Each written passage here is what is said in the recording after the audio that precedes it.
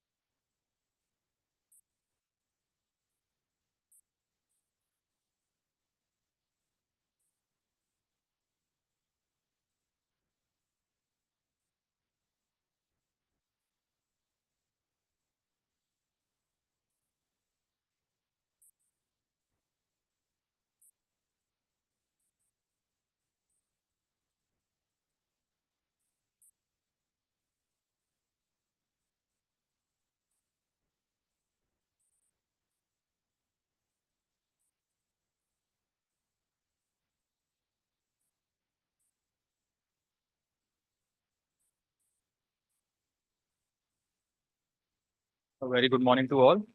So, today we'll be giving you an overview of autoimmune hepatitis in children as a clinical guide around from the Department of Pediatric Hepatology. I'll be the opening batsman for this. And so we'll go through several sections, starting from epidemiology, diagnosis, how do you evaluate such cases, go through the management, the treatment withdrawal, the outcomes, as well as some special scenarios in autoimmune hepatitis. So starting from epidemiology, if you look at overall the clinical presentation, uh, all the studies have tried to define the clinical presentation in different terms. For example, if you say acute hepatitis, chronic hepatitis, acute liver failure, or silent cases, some have defined that even if they have recurrent episodes of jaundice and still have clinical evidence of cirrhosis, they will still call it acute hepatitic kind presentation. So the definitions are varying, but if you look at overall East versus West, predominant presentation in the Western literature is acute presentation, acute hepatitis kind of presentation. But in our settings, it's predominantly a prolonged history lasting over years and years altogether as a chronic presentation. So if you look at all the major series that have come up in the world, starting from King's, from the last series that's from ILBS, uh, age of presentation, the female predominance remains the same. But the difference comes here that in Western literature, predominantly it is the acute presentation, but in our settings, it is almost majority of them will present with underlying cirrhosis. The proportion of type 1 versus type 2 remains same. Type 2 is more common in children. I'll show this later also.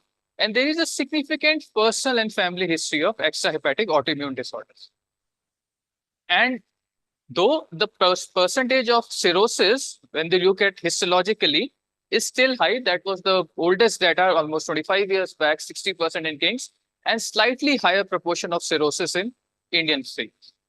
If you look at the two major series from pediatrics in children, overall the proportion remains the same from SGPGI and ILBS, except that there is a slightly higher preponderance that we published many years back of 23% of seronegative versus a slightly lower preponderance of seronegative autoimmune hepatitis, which gradually came down when they started re-evaluating or redoing these serological markers.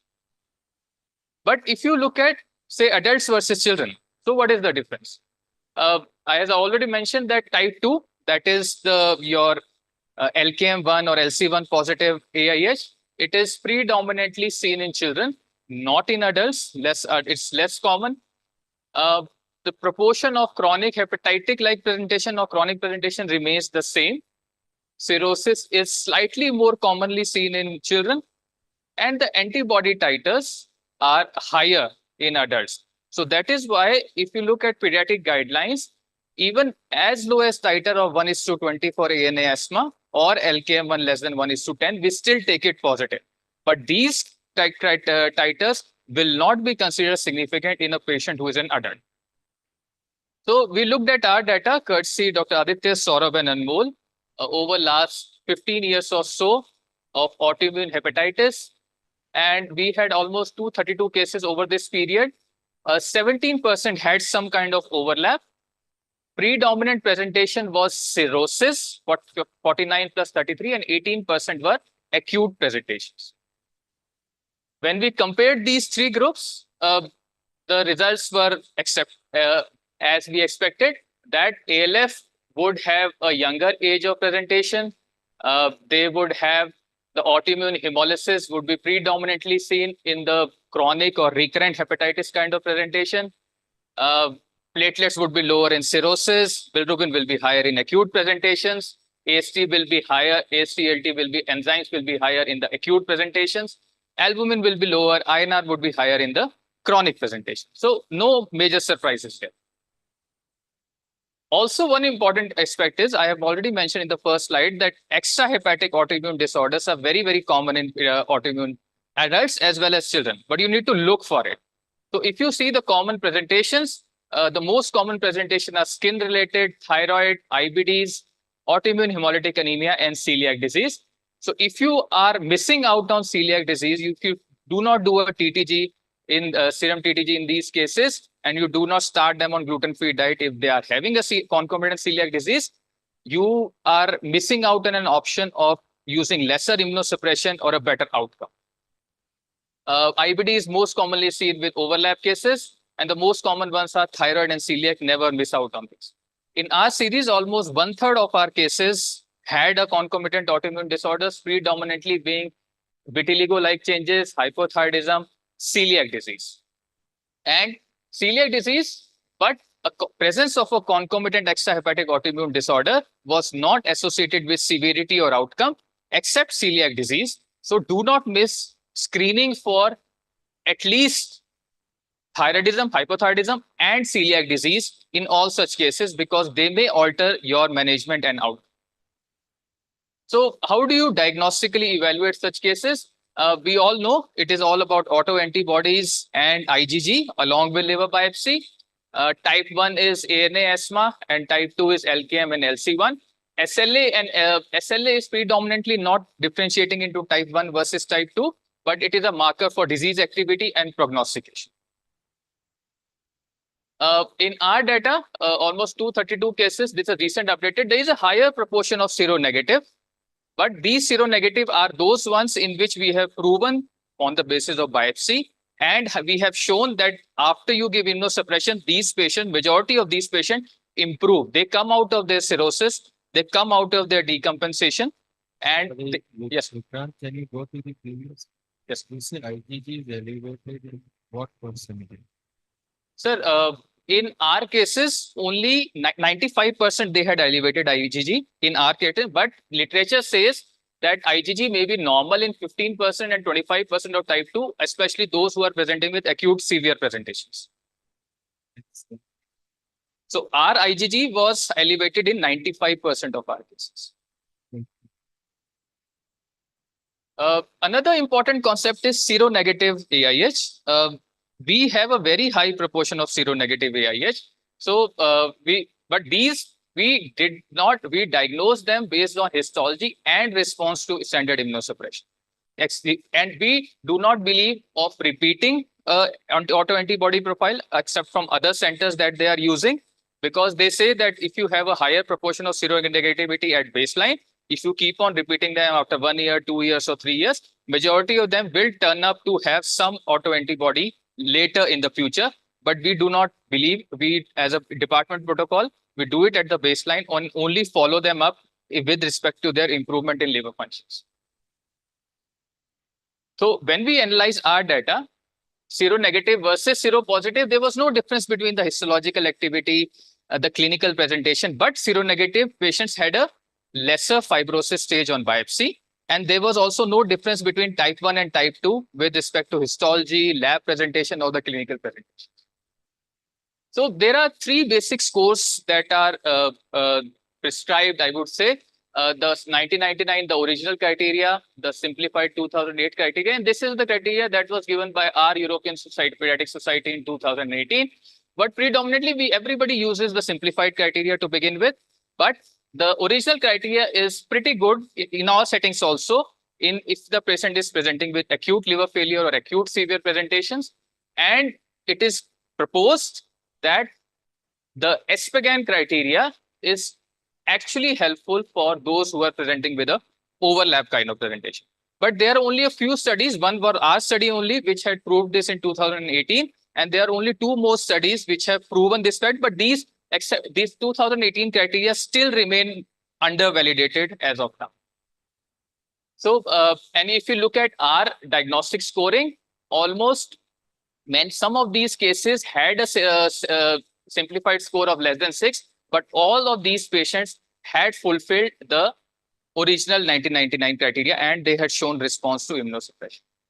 So Ashray and Vikrant did this study that was published in JPG, and they looked at what is the fallacy of using autoantibodies or IgG in CLD cases. So they compared genetically proven Wilson's disease with autoimmune hepatitis.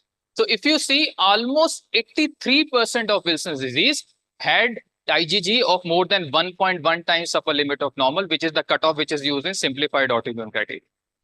And almost 32% had at least one autoantibody positive. If you compare these two, the only thing which would help you differentiate Wilson's and autoimmune was the histology. Nothing else could differentiate, because as expected, if you have a higher interface of plasma cell infiltration in autoimmune versus steatosis, glycosylated nuclei in this.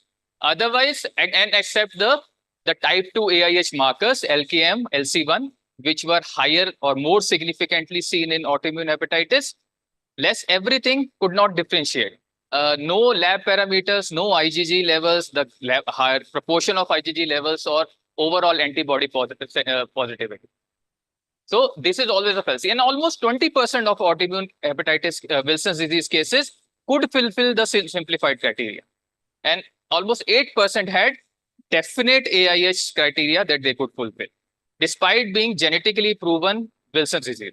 So in isolation, if you find a higher IgG, ANA positive or asthma positive, don't just label them as autoimmune hepatitis. You have to be very, very careful. And this is a radar plot in which you can see that bluish one is the inside one is Wilson's and the red one is AIH. In immunological markers, the higher IgG was seen in autoimmune hepatitis. But if you see histological parameters, the plasma cell infiltration and interface hepatitis was more commonly seen in autoimmune hepatitis versus ballooning degeneration, steatosis, or glycosylated nuclei was seen in Wilson's disease, as expected. I'll request Dr. Rajiv sir to continue the second part of the grand round.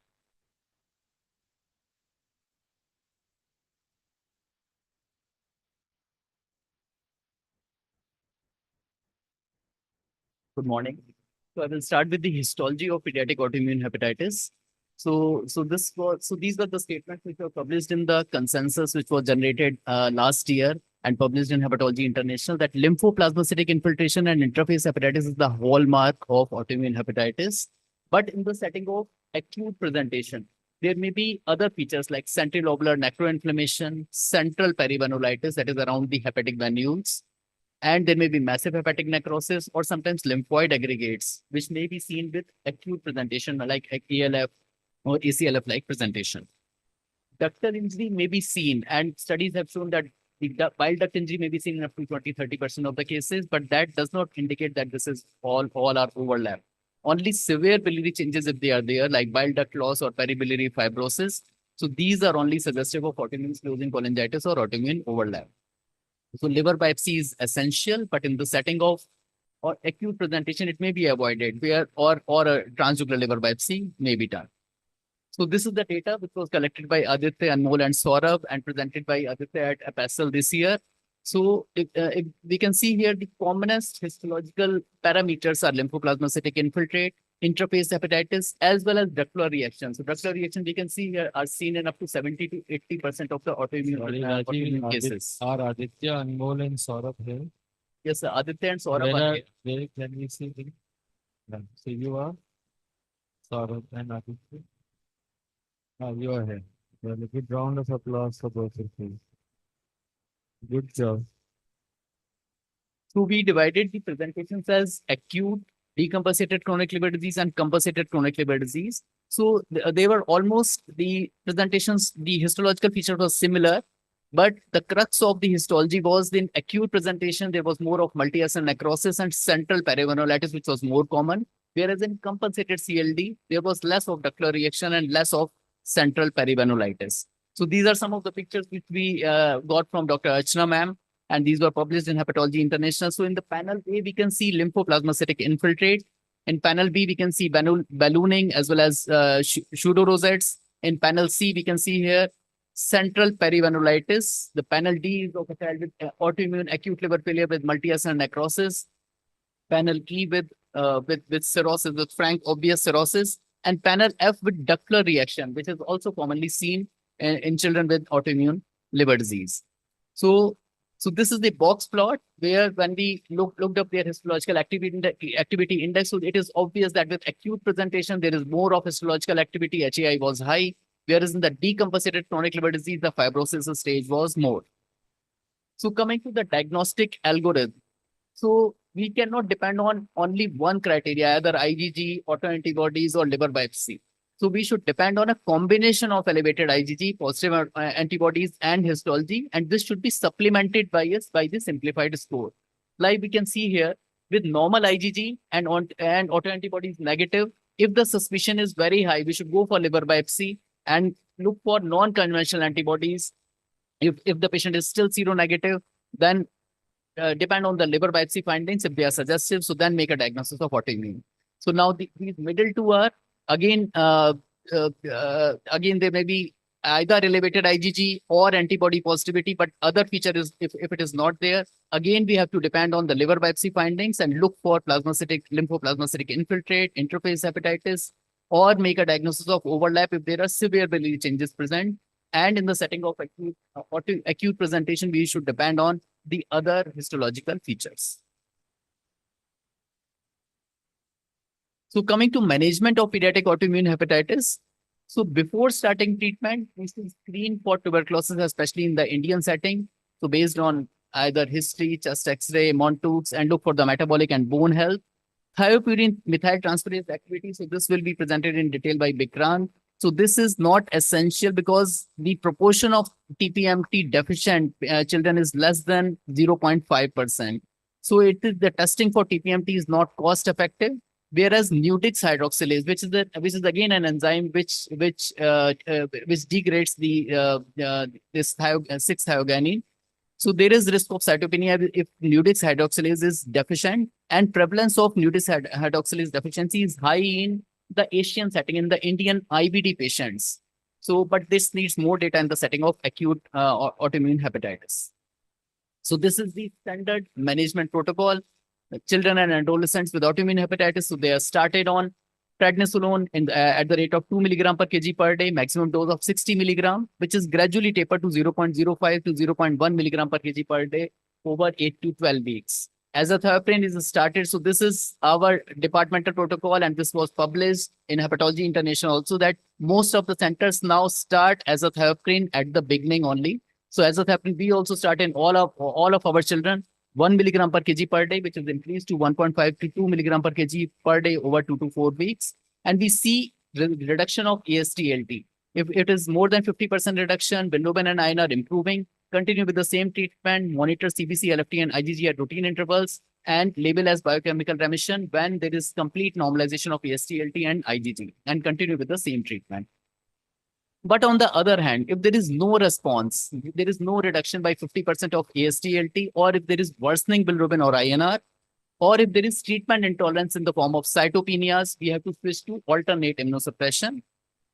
Then other scenario is of to look for the azathioprine response. So in terms of 6-thioguanine, 6-MMP and TG levels, and a surrogate marker is mean corpuscular volume of RBCs. So what azathioprine does is it suppresses it, so it acts at the DNA level.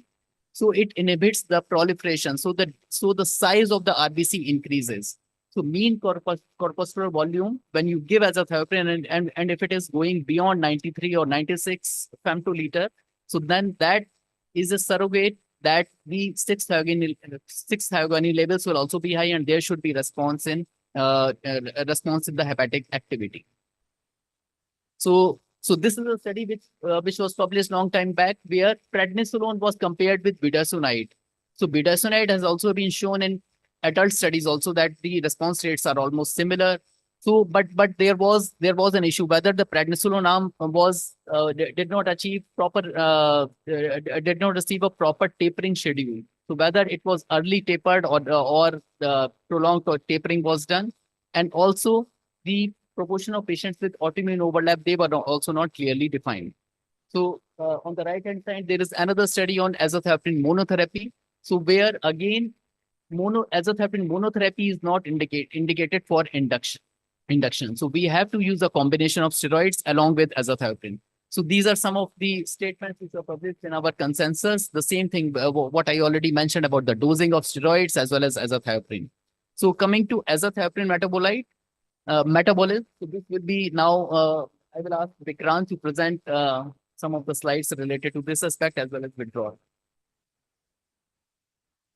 Thank you, sir. So this was actually Dr. Seema ma'am was supposed to take this, but she's unwell. So I have a wee bit of idea on therapeutic drug monitoring of azathioprine and withdrawal. So I'd be covering these two parts. So if you see the drug metabolism of azathioprine. So drug metabolism of azathioprine. Azathioprine is a prodrug which is converted to 6-mercaptopurine. Now this 6-mercaptopurine can go three ways.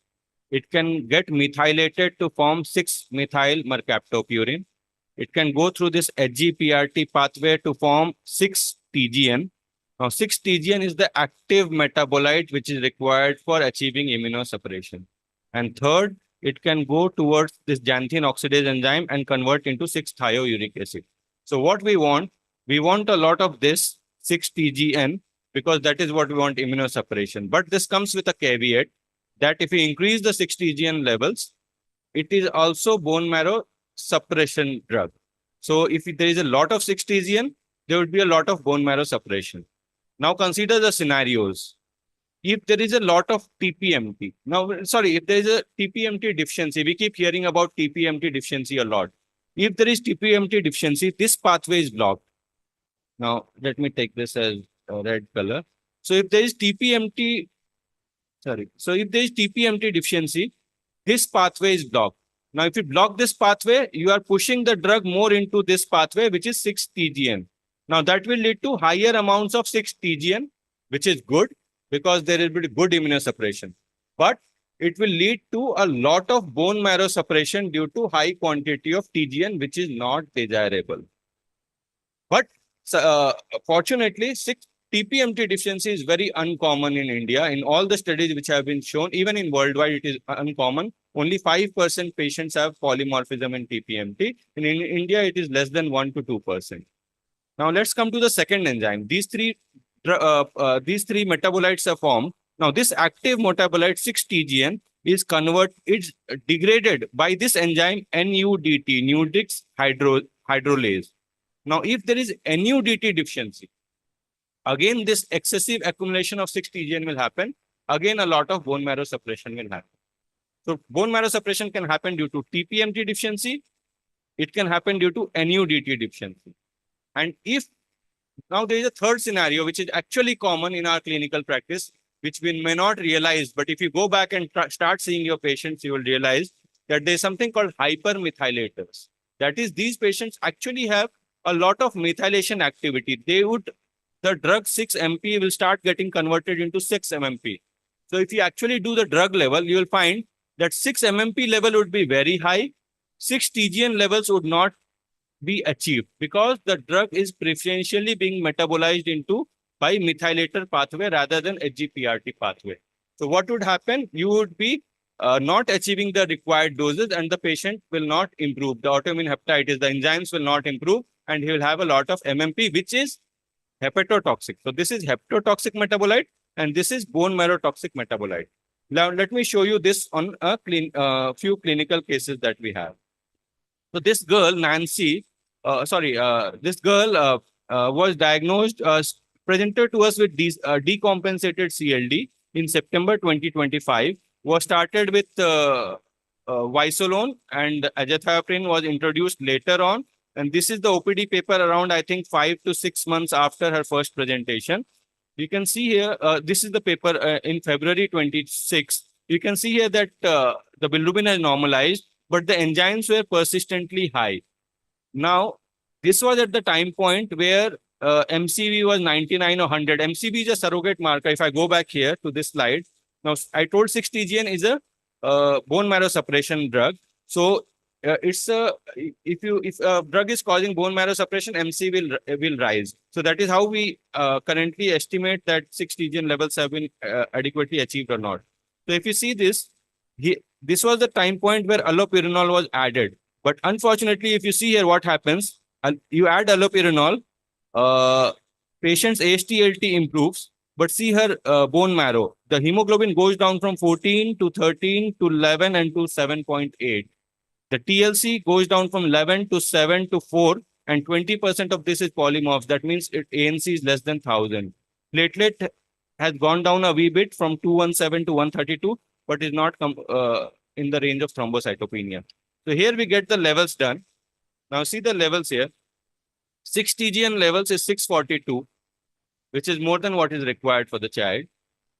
6 MMP level is 780, which is kind of normal, and the ratio of MMP to TGN is quite low. That means what actually happens with TPMT deficiency, that we have artificially created by adding allopurinol, because allopurinol blocks this pathway, it blocks this pathway and pushes the drug into 6-TGN pathway. So you'll get more of 6-TGN by adding allopurinol, but at a cost that there can be risk of bone marrow suppression. That is what happened in this patient. So we realized this and we did a bone marrow. There was bone marrow suppression, and thereafter we stopped allopurinol and we are waiting it out. This was stopped, I think, 2 to 3 weeks back. The hemoglobin has improved a bit and we are waiting it out to see the effect. The next point would be to decrease the dose of azathioprine. Now, coming to the second case, again, this case, around 17-year-old child who type 1 autoimmune hepatitis who presented with acute hepatitis in 2023 and was being treated on prednisolone and azathioprine. And 6 months back, allopurinol was added, possibly because IgG was persistently very high in this child. Although AST/ALT were in the range of around 40s, in the range of 40s. So again, you can see the AST/ALT completely normalized after adding allopurinol. But in this patient, the patient has not yet developed cytopenias. But if you see the report of the levels, you can see that 6-TGN has shot up very high. 6 MMP is very low. So on the basis of this report, we can think of two things. One, the patient is having TPMT deficiency. That's why the 6 MMP level is low and 6 TG is very high. Or the second, again, the allopurinol has acted to behave like TPMT deficiency, artificially creating a kind of TPMT deficiency. So again, this patient, allopurinol, we have stopped. We did the TPMT genotyping. TPMT came out to be normal in this child. And this was also apparent because the patient was already receiving immunosuppression for last 3 years. So if the patient had TPMT deficiency, he should have developed bone marrow suppression. He could have developed bone marrow suppression by now. So this is how therapeutic drug monitoring can help you differentiate between azathioprine overdosing, azathioprine underdosing, TPMT deficiency, NUDT deficiency, and identify the hypermethylators who are actually needing allopurinol and avoiding unnecessary allopurinol just on the basis of MCV, which is a very crude way that we were following till now. Coming to the second part, withdrawal of immunosuppression. You go back to the previous slide. Now, just for my learning purpose, you start with an AST, ALT of 23 or whatever and 30, 25. Now, what is your way of monitoring success when you give therapy? AST, ALT are nearly normal in this. How do you monitor? So if this is normal, we'll just continue with, we'll minimize the doses of immunosuppression. How That do will you be the- know it is, what was the starting AST, ALT in this patient? Sir, you mean at the time of starting allopurinol? No, starting of the So immunosuppression. that was around more than 1,000. So this was acute hepatitis presentation. It was like, I'm not very sure because these are slides were made by Dr. Seema ma'am, but it was more than 1,000, previous 1,500. patient. Even this patient was a DCLT. What was the starting AST, ALT? Starting STLT is not written here, sir. This is 4 to 5 months later, but it was, I think, We all monitor with AST yes, sir. or ALT coming down, but I don't see they are very high. So how do you monitor your pediatric autoimmune with the IgG or AST, ALT? With both with ASTLT and with IgG, sir.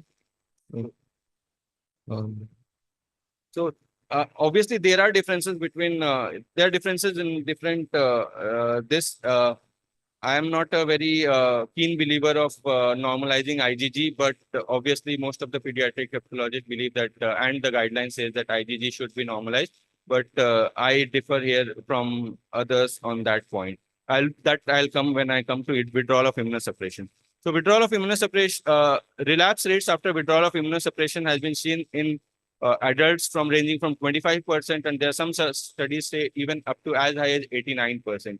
But if you go to pediatric studies, it shows that after stopping immunosuppression in AIH, the relapse rates range between 50%, between 12.5% to 50%. And the relapse rates are higher in those who have unsupervised withdrawal, that is, the stop treatment by themselves. If you see the predictors, younger age at withdrawal of immunosuppression, shorter relapse-free duration, that is, after the patient has achieved remission, the shorter period when you start withdrawing. ALT more than 0.5 times the upper limit of normal, that is, patients who have like borderline 40 ALT may have higher risk of relapse after stopping immunosuppression. And against what is expected, that type 2 will have more of relapse. This has not been shown in any study till now. In any pediatric studies till now, that type 2 will have more relapse rates than type 1 AIH. Some studies have shown that extrahepatic autoimmune disease will have higher rates of relapse, but there are contradictory studies which show that if the patient is having associated celiac disease, there would be actually less risk of relapse after stopping immunosuppression, which is difficult to explain. Now, I'll just show quickly the two cases.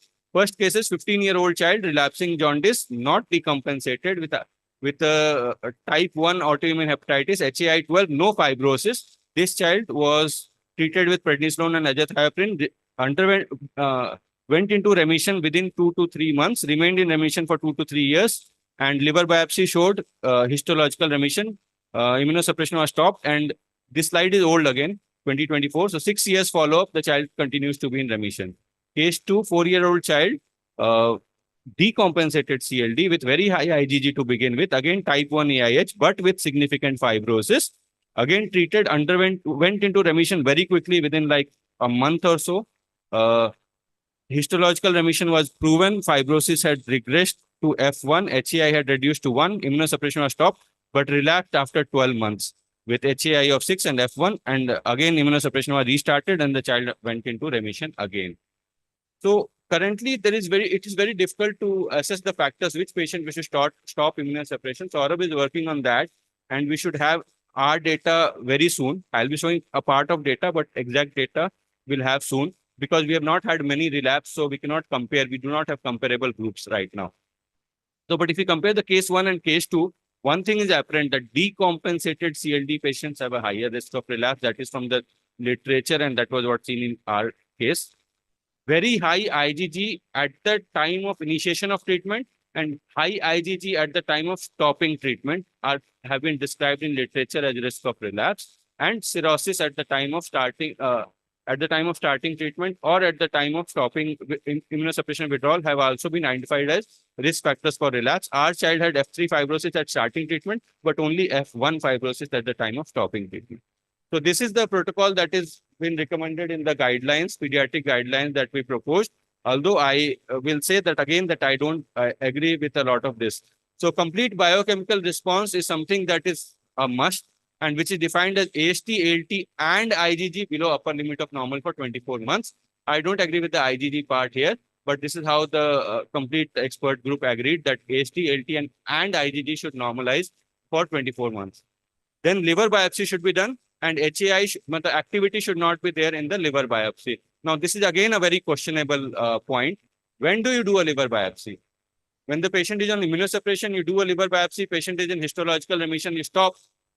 But that histology actually reflects the status when the patient was on treatment. We don't know how the patient behaved off treatment. Should the liver biopsy be done after tapering off the steroid or stopping the steroid and azathioprine, or should we do two biopsies? One at the time you start tapering and one you stop when you stop the drug. That is questionable. But the guidelines suggest that before starting the tapering, you should do a liver biopsy. Consent is a must because if the patient is not following up, you know that 25% risk of relapse. If the patient is not following up, and this is what happened with one of our patients recently, we stopped treatment around 2 years back when she was 16 and a half or 17 years old. She was from Assam, I think, Sikkim. So the patient went back. She was following up with us in online OPDs, but then she was lost to follow up with us also after like 3 to 4 months. And she came back to us, obviously was admitted in adult side because now she has become more than 18 years, but she came back with ALF presentation after having relapse of autoimmune hepatitis. So consent for withdrawal is a must because the patient must get the LFTs at designated time point. Right now, what we do, once we have histological remission, we withdraw therapy by gradually tapering the steroids. Steroids is already tapered, gradually tapering the other drugs and stopping the steroids. And we follow this pattern monthly. We do the AST-ALT weekly for first 4 weeks, and then monthly for first year, 3 monthly for the second year, and 6 monthly from third year onwards. So this is the ILBS data on treatment withdrawal. This is again old data, 2024. 146 patients who had completed 3 years follow-up on treatment, of which 29 patients were in biochemical remission for more than 2 years after achieving biochemical remission. Liver biopsy could be done in 23 of them, of which all of them had histological remission on liver biopsy. These 23 patients, we had supervised treatment withdrawal. Another 4 patients, when they got to know that they were on biochemical remission, did not undergo biopsy and stopped the treatment by themselves. Now, if we follow these 27 patients with treatment withdrawal, we have this follow-up for now almost 33 months plus 2 years. So that is close to 5 years follow-up, median 5 years follow-up. And relapse rate is written as 3 here. Currently, the relapse rate is 4 after adding the ALF, which came back last month. So 4 out of, I think it's 31 or 33 right now.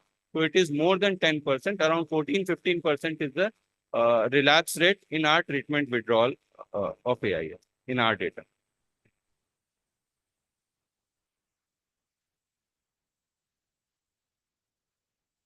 I'll quickly go through the DTT or the difficult to treat AIH group.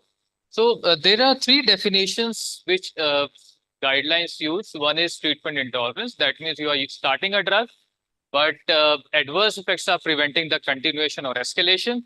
The second one is incomplete response. That means even after a good amount of dose and duration, you are still not able to achieve the remission. And third one is the severe one, that is treatment failure or no response. That means either the patient is worsening with respect to coagulopathy, increasing bilirubin levels, or you're not able to achieve at least a 50% of decline in transaminases levels within 4 weeks. ILBS data, this is courtesy Saurabh. We almost 33 out of our 140 cases who are on actually good number of good follow-up. That is 21% is the proportion of our difficult to treat AIH group. And if you see the predominant presentation is still cirrhosis, some of them are ALF and ACLF also. This is a handmade diagram by Saurabh, sometimes difficult to see, and there are a lot of arrows going here and there. So what has happened that our protocol of DTT-AIH is that we start on second line therapy, which is mycophenolate mofetil. Some of the cases, if they're hypocellular marrow, are also started on tacrolimus. And the summary of this is, even if you start a second line or third line therapy, the response is roughly in the range of 30 to 50% at every stage. So if it is not responding to ESA, almost only 20 to 30% will respond to MMF. And if they are not responding to ESA and MMF, if you start tacrolimus, you see the remission rate is between 30 to 50% at every stage. Another important concept for published by Samanne's thesis with the help of Dr. Shwetank and Dr. Ashi, the gut microbiota comparison between difficult to treat and easy to treat. You look at this axis one, this is principal coordinate analysis. You see there is a significant difference in the beta diversity. What is the exact difference in the phyla? That in the difficult to treat group, the Bacteroidata were more abundant and Actinobacteria were less abundant. If you look at the genus level, the difficult to treat group had lesser Bifidobacterium, but long-term data and validation from other studies is missing, and we still do not know how to use this data to clinically alter the course in these cases. So what is the long-term data? Everybody has been talking about how good these patients, if they are started treatment at the right time. So look at this study that was published from Italy and France, the largest data in the world, over 35 years of follow-up. And this data shows that if you start treatment, their outcomes, even if they are cirrhotic at baseline, are at par with the liver transplant data. 30-year survival, native liver survival is 61%. That is the best data outcome that you can achieve, even in the long term, if you look at even the liver transplant centers also. 10-year survival, native liver survival is 88%. And also this was published from King's. Almost if you see the 20-year survival outcome, native liver survival is 74%. And so, which patients will achieve this kind of outcome? If they have lesser amount of cirrhosis at baseline, if they are responders to treatment, if they do not relapse, or if they do not have overlapsing. And as Vikrant had already mentioned, relapses can be seen in almost 20 to 60% of these cases. So pediatric AIH, you may have sustained remission, you may have incomplete or non-achievement or remission. If you may have cirrhosis at baseline, you may continue to have persistent cirrhosis, go on to develop decompensation, you may have cirrhosis reversal. And as already mentioned earlier, if you do not respond to the treatment which is given to you, obviously you will have a poor outcome. If you have a significant histological activity or neck biopsy showing necrosis, you have frequent relapses, that is how you identify these likely non-responders. So in our series, we had followed these 232 cases. Out of these, almost 146 had survival with native liver, and almost 33 had either death or had got liver transplant. If you look at the comparison between the survival and the death and liver transplantation, the results are expected, because if you look at difficult to treat, those who were difficult to treat had poor outcomes. Those who had higher bilirubin had poor outcome. Those who had a higher INR had poor outcome after they were initiated on treatment. And otherwise, presence of multi-acidic necrosis, presence of cholestasis, and absence of pseudo-rosetting were predictors of poor outcome. If you look at the multivariate analysis, patients who were presenting with acute presentation had 4 times odds. Every 1 unit increase in INR increased the risk of mortality by 64%. Presence of cholestasis had 2.5 times odds ratio of poor outcome, and pseudo-rosetting was protective at biopsy. Another important concept is recompensation. That means you started with a decompensated liver disease, you start treatment, patients start recompensating. And this was a concept which was given by Baveno. You need to suppress the primary etiology. You need to ensure that you show that there is no ascites, no HE, no bleed over a 12-month period. That is the consolidation period. So this we published almost 2018 with help of Dr. Archana ma'am. We had a few cases of autoimmune hepatitis where we had a sequential biopsy after we had started treatment, in which you can see even patients who had baseline fibrosis of 6 or incomplete nodules or complete nodules 5 and 6, after treatment, after 2 to 3 years of follow-up, you can see that there is regression of fibrosis from 6 to 4, 5 to 1, 6 to 4, 6 to 2, 5 to 3. That means even if you start, these are majority of them are decompensated CLDs who came out of their recompensation. We did a biopsy, cirrhosis reversed, regressed. And this was beautifully shown by Ashna ma'am's slides. You can see breaking down of those thick septa, the collagen proportionate area went down. So this was almost 10-year-old data. And Anmol's thesis work had shown that the recompensation rates, once they come out of their initial 1 month of period in which if they're dying or if they're undergoing transplantation, over the years, AIH had shown a 70% recompensation rate as they progress further.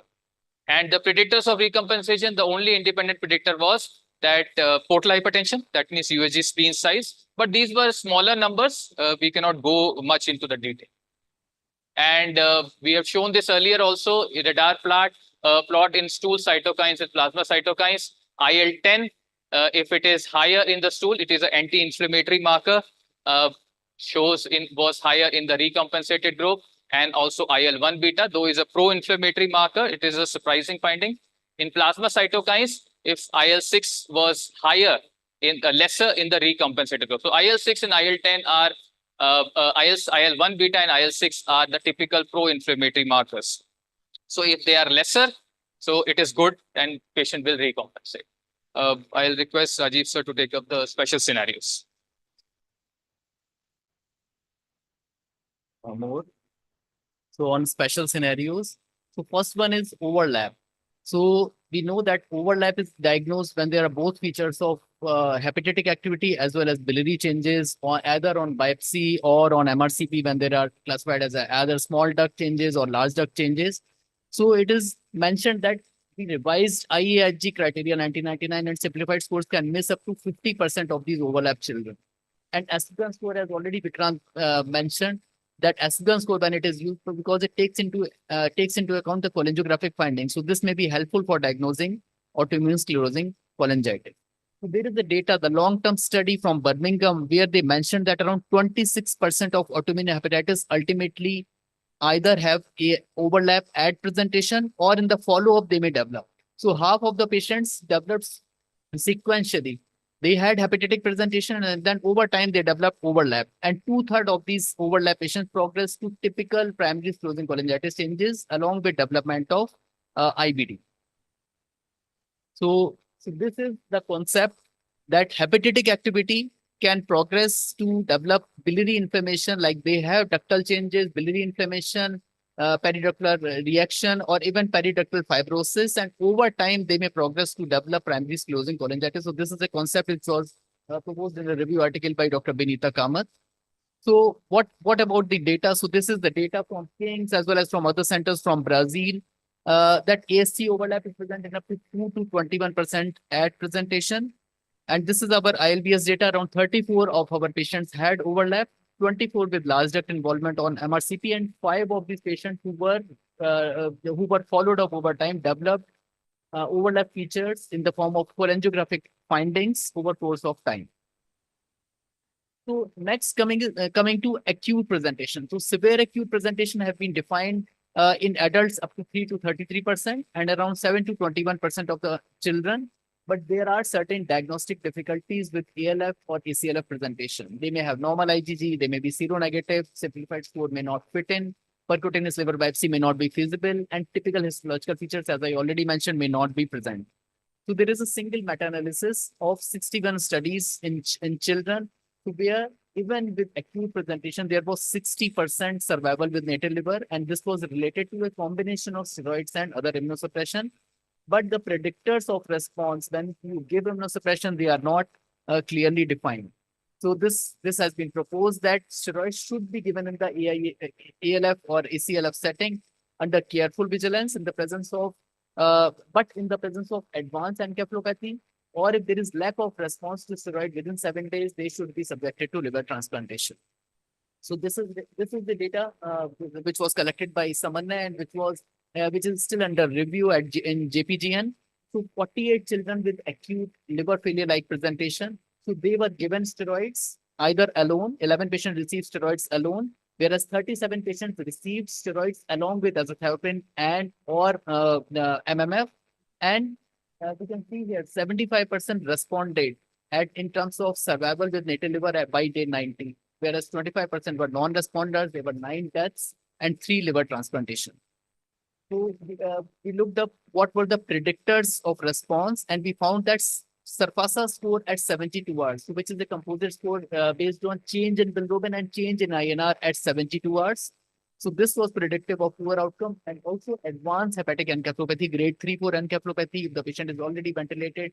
So these were the predictors of poor outcome. So we can see here in this Kaplan-Meier curve, so this was also one of the predictor that when we gave combined immunosuppression in the form of steroids along with azathioprine or MMF, so they had almost 90% survival with an ALF presentation of autoimmune hepatitis. Whereas when steroids alone were used, hardly 15% survived. And also again, Surfasa score, we can see here. So if the Surfasa score at 72 hours was less than -2.3, so there was a very good outcome. But when it was more than equal to -2.3, so there was poor outcome.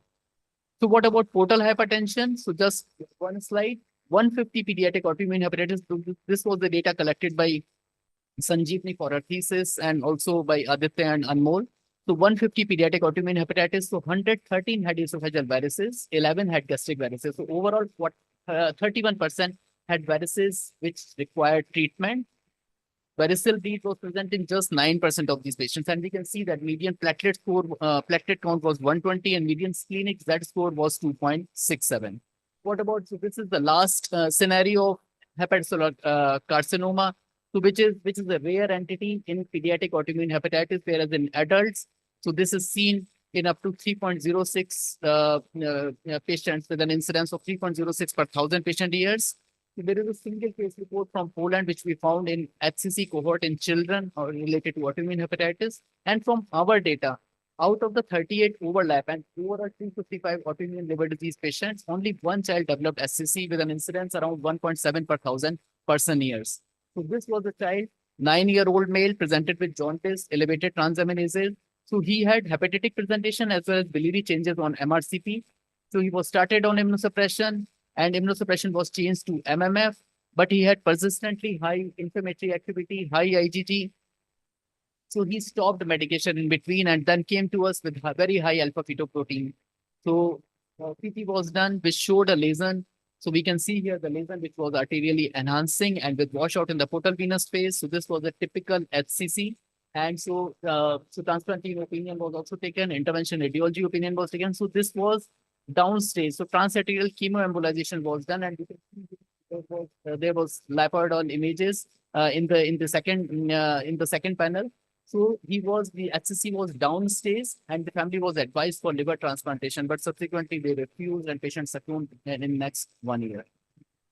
So finally, about the consensus, which was published last year. So we were the writing team of 4 members, and there were 57 experts from the Indian Society of Pediatric Gastroenterology, Hepatology, and Nutrition. There were 4 international experts, one from King's, Milwaukee, Boston, and Singapore. And in this consensus, there were 4 adult hepatologists, including Sir, and 1 hepatopathologist. So these are some of the pictures of the consensus, which was done last year in February 2025. So this was the process of the consensus. So the writing team started with this process in September, October 2024. We take approval from our society, and we defined the issues and questions by extensive literature review from October till December 2024. And these were circulated to expert faculty. And they were average of around 4 to 5 exchanges on PPTs, Word documents, via emails. And then we had the consensus with open discussion, contentious issues were discussed, agreements were noted. And finally, the consensus was circulated and approved by individual faculty. And this was published in Hepatology International last year. So what lessons we learned from the consensus? That this was the based on evidence-based study. So this was, and so which proposed the diagnosis, treatment, and monitoring of pediatric autoimmune hepatitis, and it covered all the different special scenarios like withdrawal, seronegative hepatitis, autoimmune overlap, difficult to treat AIH, and autoimmune acute liver failure, and simplified algorithmic approaches were proposed. And So finally, I can conclude by saying that pediatric autoimmune hepatitis has a wide spectrum of presentation. So this is one of the treatable etiology. Even in the setting of ALF, ACLF, or decompensated chronic liver disease, we have shown that even with the acute ALF presentation, survival is 75%. So there are certain specific challenges related to diagnosis, difficult to treat AIH, or with the severe acute presentation. And there are certain unanswered questions related to withdrawal and also to pathogenesis. What is the role of gut microbiota in the pathogenesis and response to treatment? And also and also about recompensation. Thank you. Very nice. We're very proud of the department. Excellent presentations, and we all learned many, many new things. And I also want to say the residents have done amazing work in collecting data, and the presentations were very educative. Any other comments? Rajiv, I might have missed the earlier part of the talk, but the last bit which I listened to, I'm not sure. You'd shown the data, but you'd not really shown the outcome data, DCLD especially. You just showed the slide, the numbers were there, and you just showed portal hypertension, but there was no outcome data outcome especially. So I'm not sure what this is. Well, The consensus are there. data. Yeah, So that's we have like- shown- we have There's shown the no long-term outcome data. also. Long-term You can- data also we have No, no, shown. no. The DCLD slide you showed. Can go on the slide. Yeah.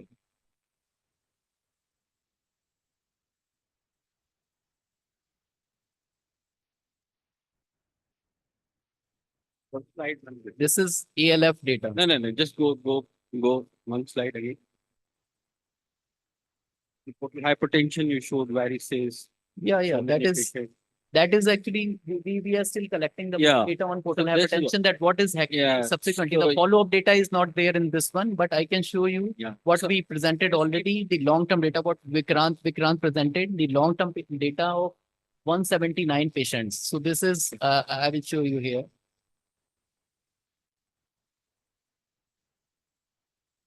Yeah, so this is the 179 data, children with autoimmune hepatitis, 179 patients. So 146 children survived with natal liver. So mortality was mortality or death or liver transplantation was required just in 33 of these patients. And we have further follow-up data also. This is the data only up to 1 year, but we have now data of last 10 years also. So we have long-term data also. Good. Very good. And also to say that ILBS did a split liver yesterday. 2 kids got the liver. A big round of applause for that. Thank you. I also suggest pediatrics to collect all the patient material in the biobank. Yes. Every single patient is a education for the next generation. So please collect serial, both you, surgeons, everyone.